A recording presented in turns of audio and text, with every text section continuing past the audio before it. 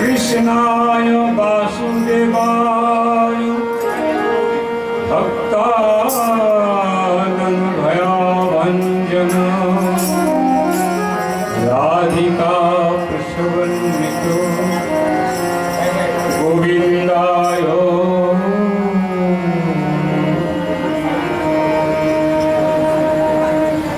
श्रीकृष्ण गोविन्द हरे मुरारी हे नाथ नारायण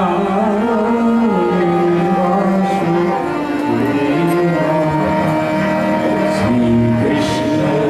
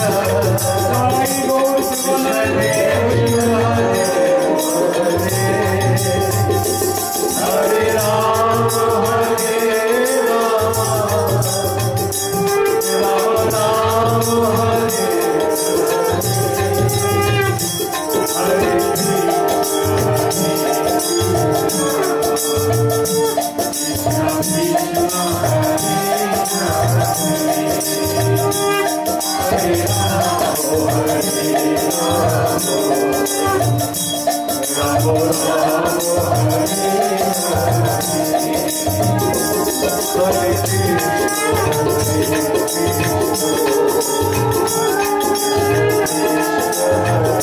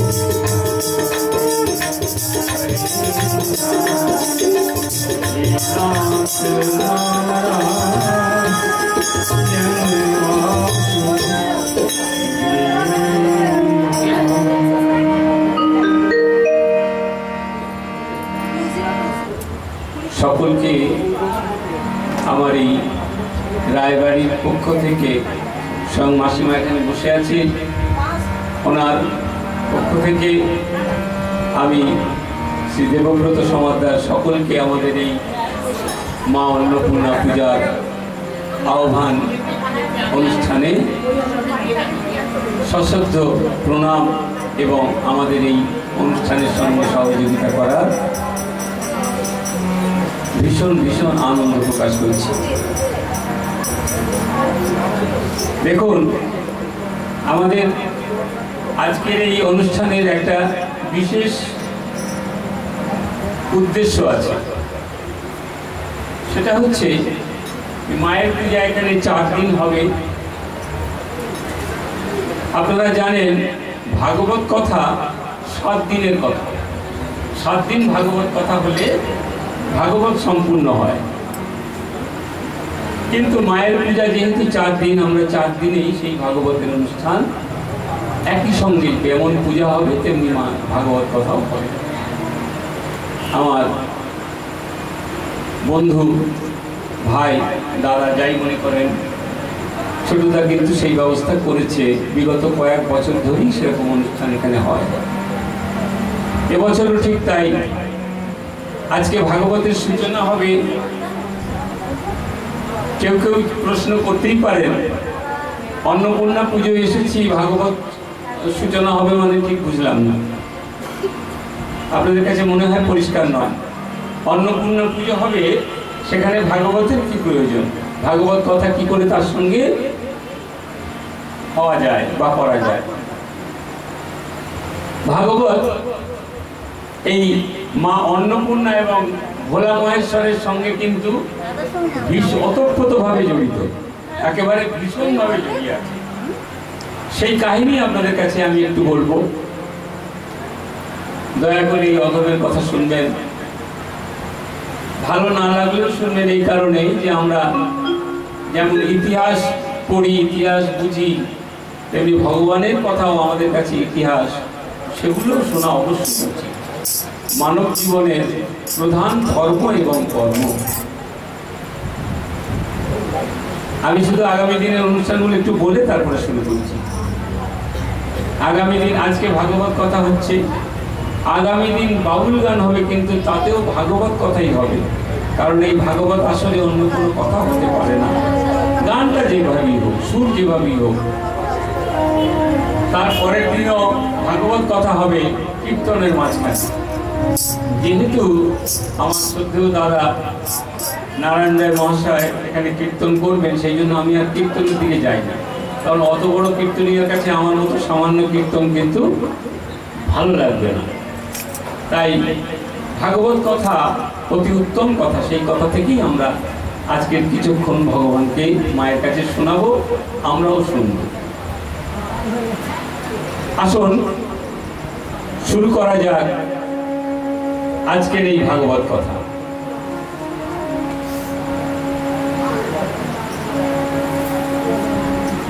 মায়া মাদের পাগলিনী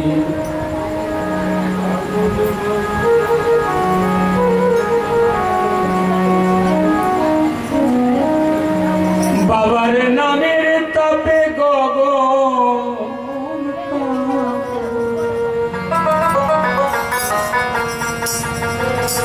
বাবার নামের তাপে গগন কাঁপে এমনি বাবার নামের জোর মায়া মাদের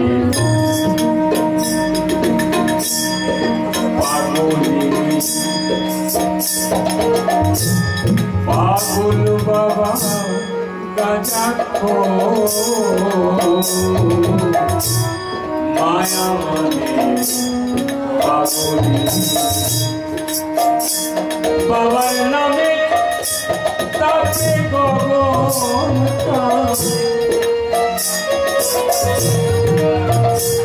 বাবার নামের তাপে গগন এমনি বাবা নামের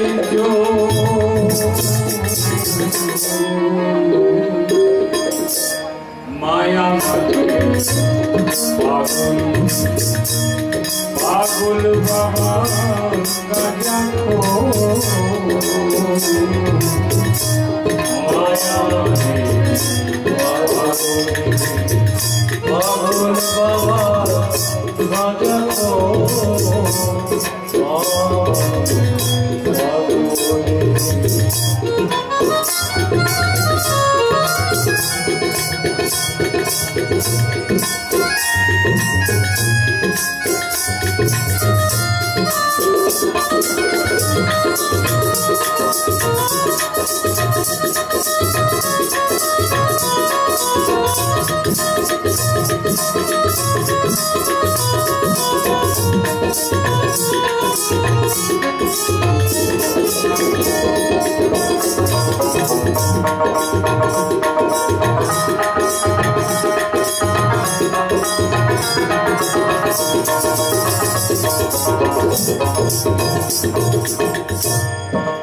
माया मागे राज राजेश्वरी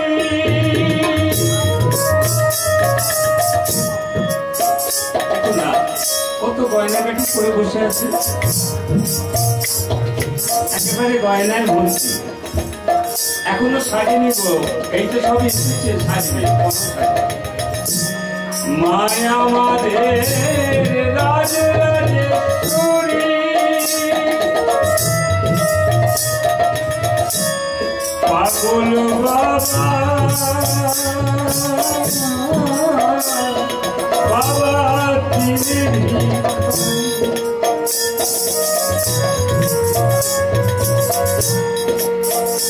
বাবা শ্মশানে শ্মশানে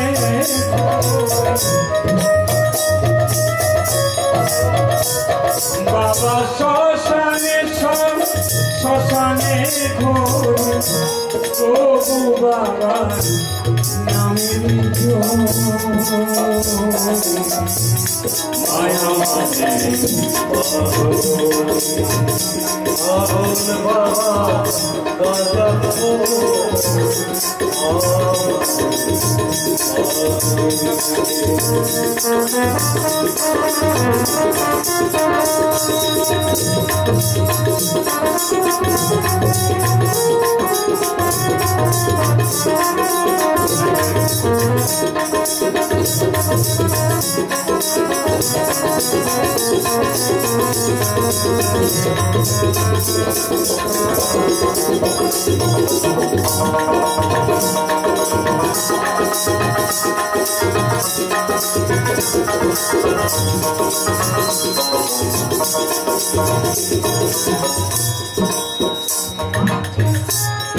माया मारे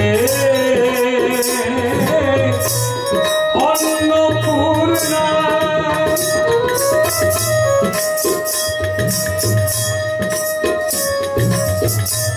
अन्नपूर्णा पुजो হচ্ছে তো মায়া মাদের অন্নপূর্ণা ওই পাগল বাবা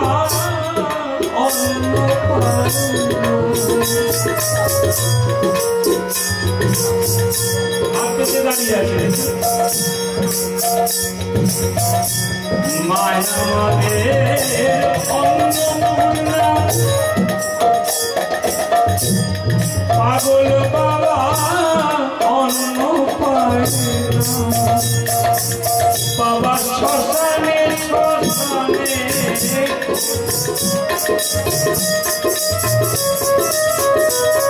বাবা শ্মশানে শ্মশানে তবু বাবা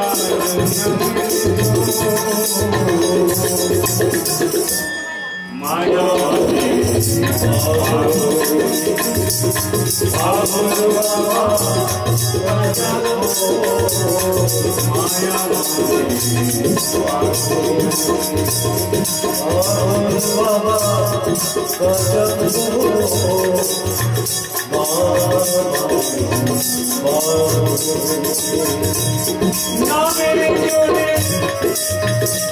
বাবার নামে জোরে গগন কাঁপে নামে জোরে গগন কাঁপে এমনি বাবার নামে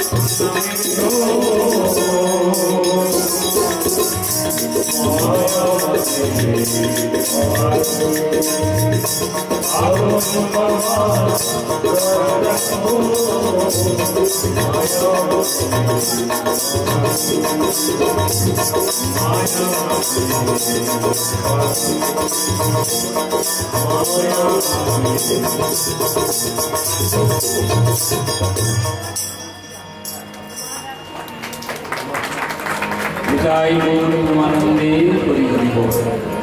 আচ্ছা, এই হাততালি দেওয়ার কথা তো আমাদের ছিল না, হাততালি দেবেন না, হাততালি দিতে নেই, হাততালি দেয় ফাংশন হরিনামের লেগে হাততালি। যদি সুযোগ হয় তাহলে বলবে হৃদয় অথবা উরুধ্বনি। এই সন্ধ্যাদি, তুমি জ্যোৎস্নাদি, জ্যোৎস্নাদি নাম বলে গেছো, এতবার উঠাউটি করছো কেন?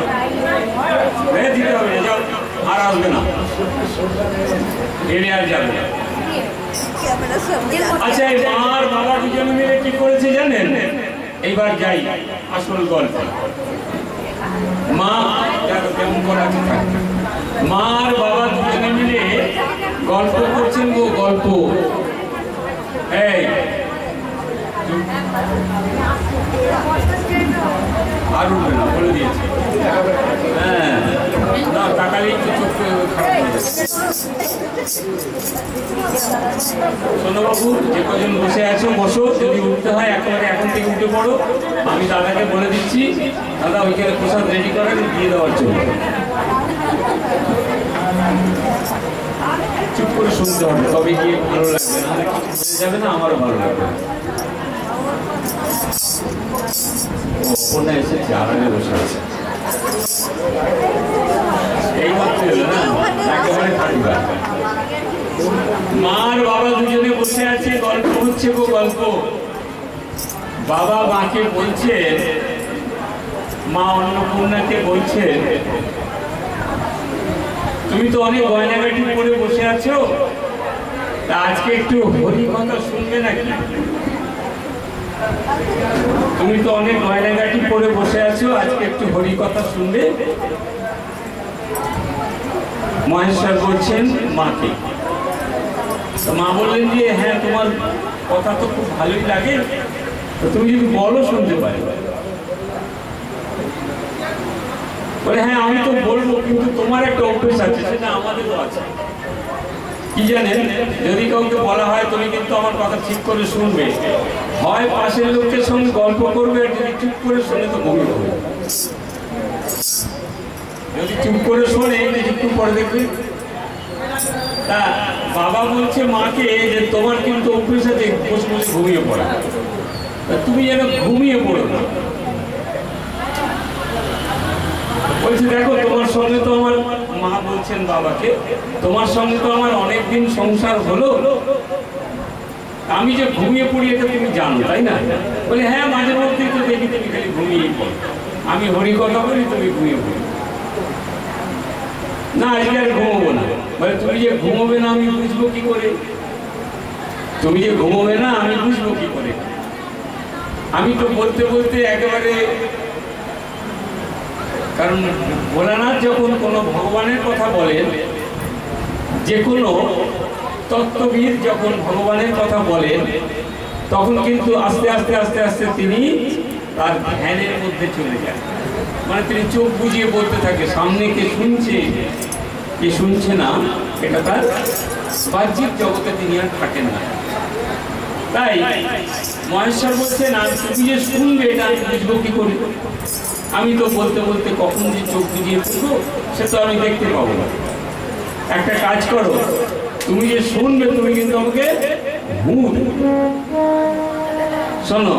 ভগবান শ্রীকৃষ্ণ এই দ্রৌপদীকে এই কথা বলেছিল, যেই বলবো তুমি শুনছো, তুমি কিন্তু দেবে, তাহলে আমি বুঝবো তুমি শুনছো। তো বলে হ্যাঁ হ্যাঁ সে অসুবিধা নেই, আমি আজকে ঘুমবো না, অন্যান্য দিন ঘুমিয়ে পড়ি, আজকে কিন্তু ঘুমবো না, আজকে শুনবো, তুমি বলবো।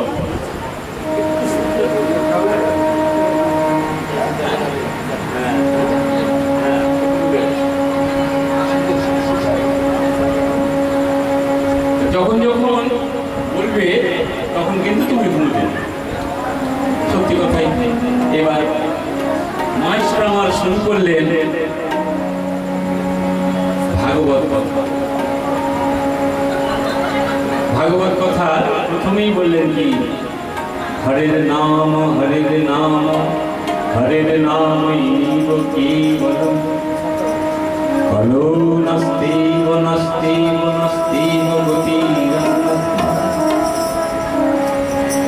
শোনো পার্বতী, এই হরি কথা ছাড়া আমার যেমন কিছু জানা নেই, আর হরি কথা শোনা ছাড়া মানব জীবনের কোনো গতি নেই। গতি ভগবান নিজেও বলেছেন, না হম কৃষ্ণাম বৈকুণ্ঠে যোগীনাং হৃদয়ান চ মদ্ভক্ত যত্র গায়ন্তি তত্র তৃষ্ণামি। নারদ বললেন, ভগবান আমাকে তোমাকে যখন তখন দরকার হয়, কোথায় গেলে তোমাকে পাবো? আমি যোগী ঋষির মনে গিয়ে দেখেছি, সেখানে তোমাকে পাই না। শুনেছিলাম তুমি বৈকুণ্ঠে বাস করো, সেখানে গিয়েও তোমাকে পাই না। ভগবান বললেন, নারদ তুমি এতদিন আমার সঙ্গ করছো, কিন্তু আমি কোথায় থাকি তুমি জানো না? বলে, না প্রভু আমি ঠিক বুঝতে পারি না তোমাকে কোথায় গেলে পাবো। তখন ভগবান নারদকে বলেছিলেন, নারদ নাহং কৃষ্ণামি বৈকুণ্ঠে যোগীনাং হৃদয়ান চ মদ্ভক্ত যত্র গায়ন্তি তত্র তিষ্ঠামি। নারদ, যেখানে আমার ভক্তগণ আমার কীর্তন করে, কীর্তন শ্রবণ করে, আমি সেখানেই বিরাজ করি। আচ্ছা, সেই আসল কথায় ফিরে যাই, না হলে আপনারা ভুলে যাবেন। কি কথা? কথা বলছেন কে, শুনছেন কে, মনে আছে? কে বলছে? মহাদেব বলছে তো। মাঝে মাঝে আপনারা একটু মনে করে দেবেন, ভুলে যাবেন। মহাদেব বলছে আর মা পার্বতী শুনছে। পার্বতী কিন্তু তখনও হ্যাঁ ঠিক বলছে।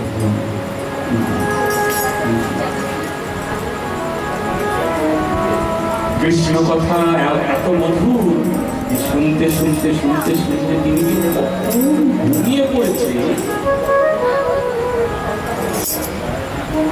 অথচ কিন্তু মহাদেব যে বলে যাচ্ছেন ভগবানের কথা, মুখ কিন্তু শুনতে পাচ্ছেন। তিনি দেখছে, বলছেন, কি গো পার্বতী শুনছো তো? পার্বতী শুনছো তো? সবই শুনছে, অথচ তিনি কিন্তু ঘুমোচ্ছেন। ভাগবত কথা যখন সমাপ্ত হয়েছে, ভাগবত কথা যখন সমাপ্ত হয়েছে, সমাপন হয়েছে, তখন মহেশ্বর আমার চোখ খুলে দেখছেন পার্বতী সোনার গয়না গয়না পরেই তিনি বেমালুম ঘুমোচ্ছেন। একেবারে সুন্দর শুয়ে পড়েছে, তিনি আরামে ঘুমোচ্ছেন। মহেশ্বর চিন্তা করলেন, হায় হায়, আমি কাকে শোনাচ্ছি এ দেখি। কিন্তু তাহলে এতক্ষণ হ্যাঁ দিচ্ছিল, আমি যে ভাগবত কথা বলছিলাম, তাহলে আমার কথায় সাড়া দিচ্ছিল কি? খুঁজতে খুঁজতে খুঁজতে খুঁজতে তিনি দেখলেন ওখানে একটি সুখ পাখি, সুখ পাখি, ভালো করে শুনলে বুঝতে পারবে, সুখ নামে একটি পাখি।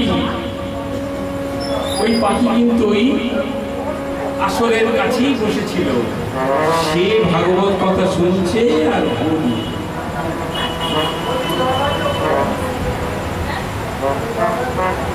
এ নাম গোলকে গোপনে ছিল। আমাদের এই পৃথিবীতে নাম আসেনি, গোলকে ছিল, গোলকের নাম গোপনে ছিল। এই নাম সবার জন্য নয়। মহেশ্বর কি করে পেয়েছিলেন? ব্রহ্মা একদিন মহেশ্বরকে বলেছিলেন এই গোপন তত্ত্বের কথা। সেই কথা তিনি সবার মাঝখানে শোনাবেন না, এটা তার প্রতিশ্রুতি ছিল। তিনি কাউকে শোনাবেন না, একমাত্র ওই পার্বতী শুনতে চেয়েছিল, মা অন্নপূর্ণা শুনতে চেয়েছিল, তাই তাকে বলছে। ঘুমু দিল, অথচ পার্বতী ঘুমোচ্ছে। তিনি সঙ্গে সঙ্গে খুঁজে দেখলেন, খুঁজতে খুঁজতে দেখলেন একটি সুখ পাখি, সে এতক্ষণ সম্পূর্ণ কথাটি শুনেছে, সব কথাটি শুনেছে আর ঘুমও দিয়েছে। মহেশ্বর চিন্তা করলে একে বাঁচিয়ে রাখলে হবে না, একে বাঁচিয়ে রাখলে হবে না। এই এদিকে না, ওদিকে নিয়ে যান, এখানে কাউকে চা দেবে না, ওদিকে নিয়ে যান।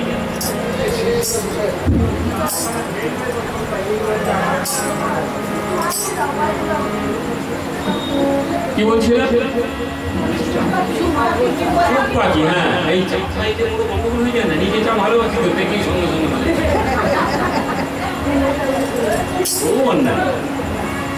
তো কি করেছে, ওই সুখ পাখি যখন শুনেছে, মহেশ্বর চিন্তা করলেন একে যদি বাঁচিয়ে রাখি তাহলে কিন্তু বিপদ।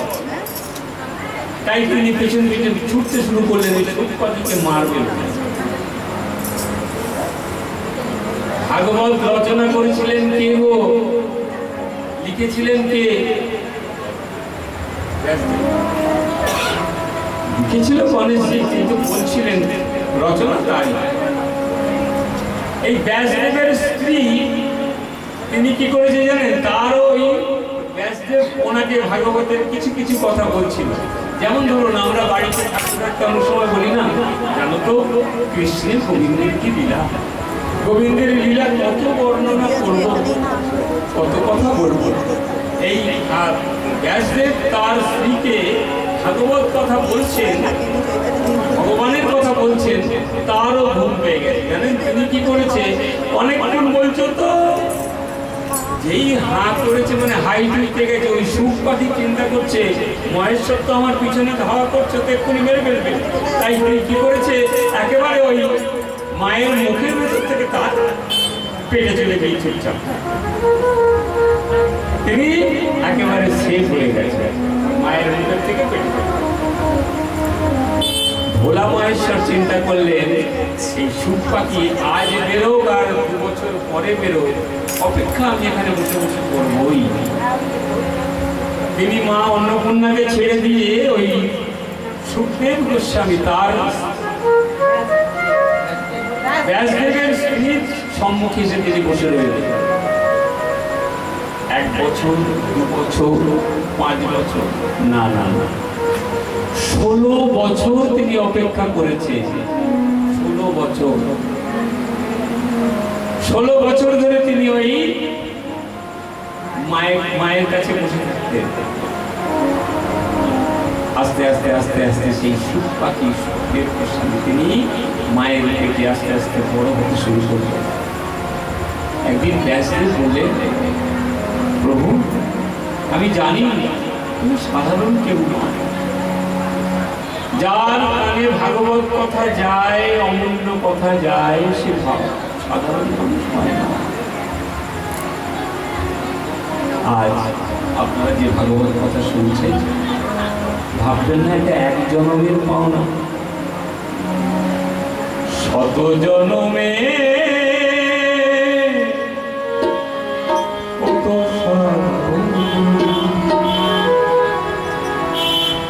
পেয়েছি মানব,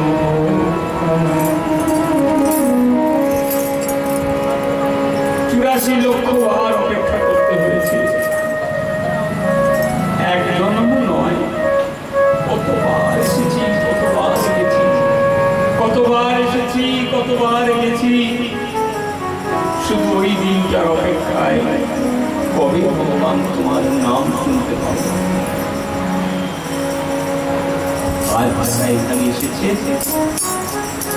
তারা ভাগ্যবান বলবো না, অতি ভাগ্যবান। তার সঙ্গেও কিছু যদি জোড়া যায় সেটা। আজ এই অন্নপূর্ণা পূজার দিনে বহু জায়গায় পূজা হচ্ছে, কিন্তু একবার দেখবেন ভাগবত মা যেমন পছন্দ করেন ভক্তের সেবা, তার সঙ্গে যদি ভাগবত শোনানো যায়, শোনায় সোহাগ সম্পূর্ণ।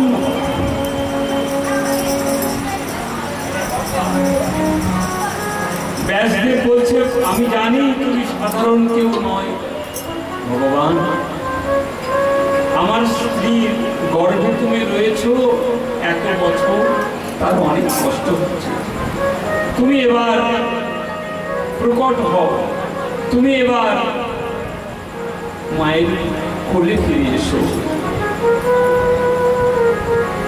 ব্যাসদেব ওই ব্যাসপুত্র ওই গর্ভ থেকে বলছে, আমি এই মায়ার সংসারে যাব না। ভালো করে শুনুন, ওই গর্ভের শিশু বলছে, আমি মায়ার সংসারে যাব না। এখন মায়ার সংসার কোনটা? এই যতক্ষণ এই ভাগবতের জায়গায় বসে আছেন, মনটা এক জায়গায় আছে, কারণ এখানে মায়া প্রবেশ করতে পারছে না। যখনই এই নাম শেষ হয়ে যাবে, সঙ্গে সঙ্গে মায়া আপনাকে এসে চেপে ধরবে। কিরকম মায়া? সঙ্গে সঙ্গে মনে পড়বে, এই যে রাত্রি হয়েছে, বাড়ি যেতে হবে, ওই বাড়িটাই তো মায়া, ওই বাড়িটাই মায়া। ছেলেটা বোধহয় এখনো খায়নি, আবার এসে গেল মায়া, মায়ার সংসার। তাই তো কথা বলছে, শত জনমে কত সাধনা পেয়েছি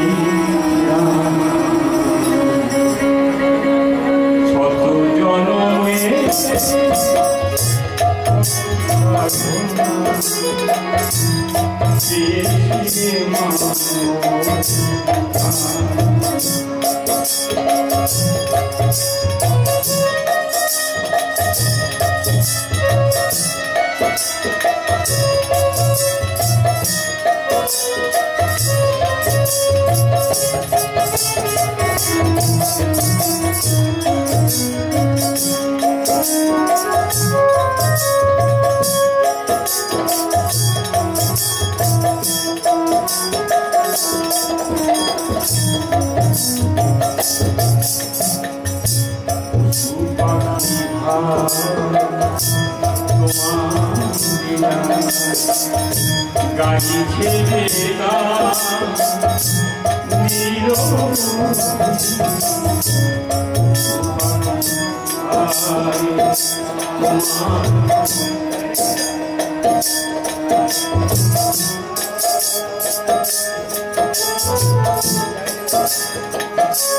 হরে কৃষ্ণ হরি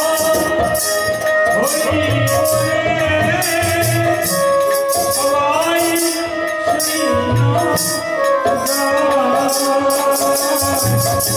হরে কৃষ্ণ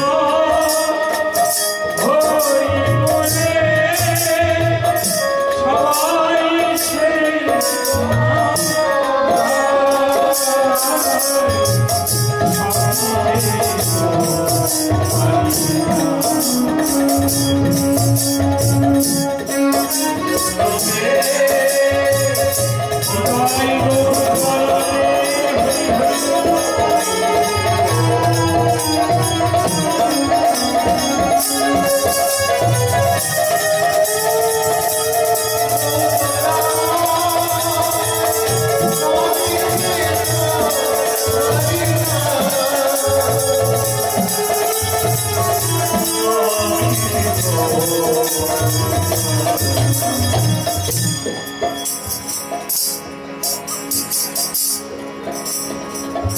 তুমি যেই হও প্রকট হও ভগবান।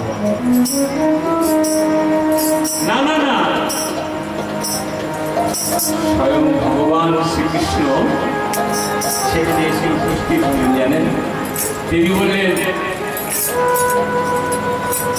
সুখদেব তুমি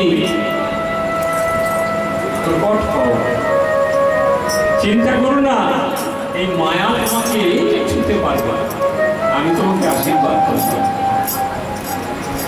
ভগবানের আশীর্বাদ পেয়ে জানেন ছেলেটার বয়স কত, যে ভূমিষ্ঠ হচ্ছে তার বয়স কত মনে আছে? 16 বছর। হ্যাঁ গো, ইতিহাসে এরকম আছে বলে জানা নেই, কিন্তু ভাগবতে আছে। আর এই আছে শুধু নয়, ভাগবত সম্পূর্ণ সত্য সত্য সত্য। তিন সত্য করলাম এই জন্য ভাগবতের মধ্যে কোনো মিথ্যা নেই।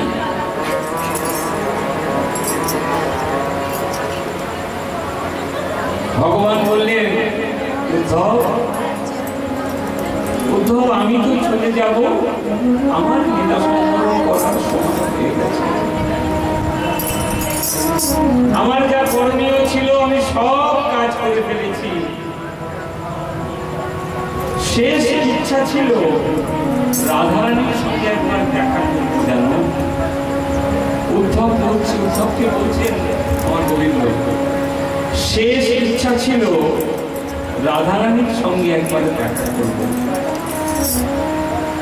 সেটাও আমার হয়ে গেছে। হ্যাঁ, রাধারানীর সঙ্গে গোবিন্দের আমার কোথায় দেখা হয়েছিল? প্রভাস যুদ্ধে। তিনি তার জীবনের শেষ সময় এসে গোবিন্দের কথা বলেছেন। তিনি তার জীবনের শেষ সময় এসে একটি যজ্ঞ করেছিল, যে যজ্ঞটির নাম প্রভাস যজ্ঞ। সেই যজ্ঞে তিনি চেয়েছিলেন বৃন্দাবনেও নিমন্ত্রণ দেওয়া হোক, এই যজ্ঞে যেন তারাও সকলে আসে। বৃন্দাবনবাসীরা যখন শুনতে পেলেন তাদের গোপাল আজ রাজা হয়েছে, শুধু নয় দ্বারকার অধিপতি, তিনি যজ্ঞ করছে, সবার মনে ভীষণ আনন্দ, সকলের মনে ভীষণ আনন্দ। কেন না, রাজার সঙ্গে আমার সেই গোবিন্দের সঙ্গে গোপালের সঙ্গে দেখা করতে যাব। যে গোপালকে তারা বলতো গো, তারা কি বলতো? গোপাল, গোপাল তুই আমার বাড়িতে আজকে চুরি করতে যাস? হ্যাঁ, চোর গোপাল, চোর ননি চোর। মায়েরা দরজা খুলে রাখতে যাতে গোপাল এসে চুরি করে। সেই গোপাল আজ রাজা হয়েছে, তাকে দেখতে যাবো না? সব সখীরা মিলে বলছে চল চল চল, কে কেউ কেউ কেউ কেউ কি করেছে জানেন? কেউ ক্ষীরের নাড়ু, কেউ ওই নদীর নাড়ু, কেউ মাখন, সব এক জায়গায় করেছে। কেন না ওই রাজার সঙ্গে দেখা করতে যাব, আমাদের গোপালের সঙ্গে দেখা করতে যাব। তাদের কাছে তো সেই বালক গোপাল, তার মাঝখানে তো আর দেখা হয়নি। আচ্ছা, আমরা করি না সেরকম? ধরুন কোনো 6 বছরের ছেলেকে আপনি দেখেছেন, 60 বছর পরে আমার মতো সাদা চুল নিয়ে গিয়ে দাঁড়িয়েছে, সেই মা যদি তাকে দেখতে পায়, গোপাল তোকে কতটুকু দেখেছিলাম বল, তুই বুড়ো হয়ে গেলি, গোপাল তোর এত বয়স হয়ে গেল, কতদিন তোকে দেখিনি বল। আমার গোবিন্দ ঠিক তাই, ওই যে 7 বছর 11 বছর 8 মাস বেড়াতে চলে গেলেন বৃন্দাবন ছেড়ে, আর তো তিনি কোনোদিন আসেননি, আর কোনোদিন আসেননি। এইবার সখীরা সব সেই অষ্টসখী ললিতা, বিশাখা, চম্পকলতা, বৃন্দা, এই সব সখীরা এক এক রকম এক একজনের তৈরি করেছে মিঠাই, কারণ গোপালের সঙ্গে দেখা করতে যাবে। গোপাল আমাদের নিমন্ত্রণ দিয়েছে, ওই যে বললো শিবা প্রভাস যজ্ঞ, বিরাট বড় একটা যজ্ঞ করছে, সকলকে নিমন্ত্রণ দিয়েছে। রাধারানী বললে সবাই যায়, জায়গা আমি যাব না। কেন? তুই যাবি বলেই তো আমরা যাবো, তোকে নিয়ে যাবো। বলে না সত্যি আমাকে কি চিনতে পারবে, আমাকে কি চিনতে পারবে? তার এখন 1600 গোপিনী হয়েছে, কত সেবা করার মানুষ হয়েছে, আমার মতো অধমকে কি চিনতে পারবে? ভগবান বললেন লক্ষ ভক্ত যদি দাঁড়িয়ে থাকে, আমি আমার ভক্তকে ঠিক চিনতে পারি, ঠিক চিনতে পারি। তাই রাধারানী সকলে বলেছে, যখন রাধারানীও গেছেন, ওই রাধার সঙ্গে গোবিন্দের একবার দেখা হয়েছিল। তাও কিন্তু জানেন, রাধারানী বলেছিল আমি এই কৃষ্ণকে দেখতে আসিনি, আমি আমার সেই উঠে গোপালকে দেখতে। আজ তোরে সাজায়ে গোপাল আমরা রাখা সাজবো,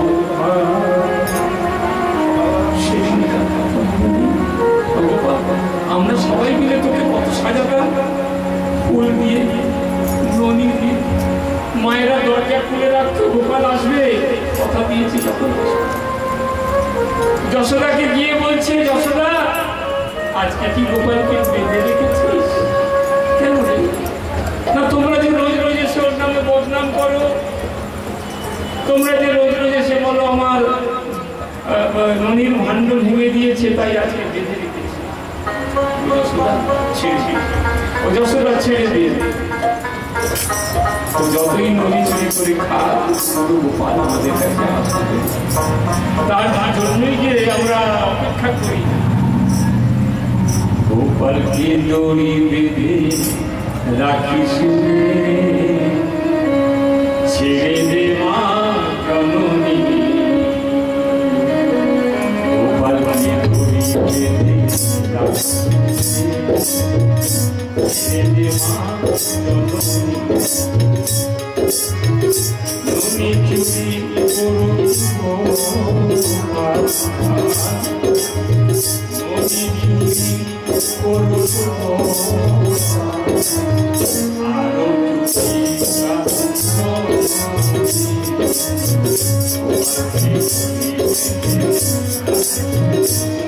ওমা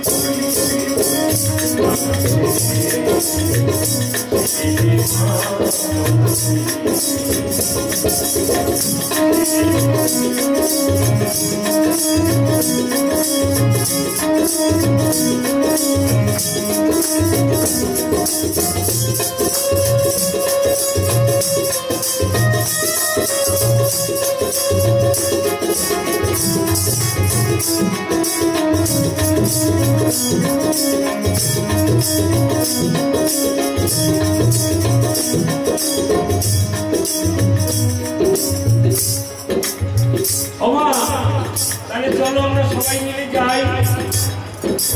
রাধারানীও গেছিল জানেন, রাধারানী গিয়ে ওই রাজবেশ করা শ্রীকৃষ্ণকে দেখে, না না আমি একে দেখতে আসি, আমি রাজা গোপাল কৃষ্ণকে দেখতে আসিনি। যারা যারা আপনারা মায়াপুরে ভগবানকে দেখেছেন, একই গোবিন্দ কিন্তু একই কৃষ্ণ। নবদ্বীপে কৃষ্ণ দেখবেন আর মায়াপুরে কৃষ্ণ দেখবেন, দুটো তফাৎ আছে। যদি নজরে ঠিক দেখতে পারেন, কারণ দেখারও তো নজর চাই, সবাই তো সব কিছু বোঝে না। নবদ্বীপকে কি বলা হয়? গুপ্ত বৃন্দাবন, চাপা দেওয়া বৃন্দাবন। কেন? যদি গোরা নাই আসিত কেমন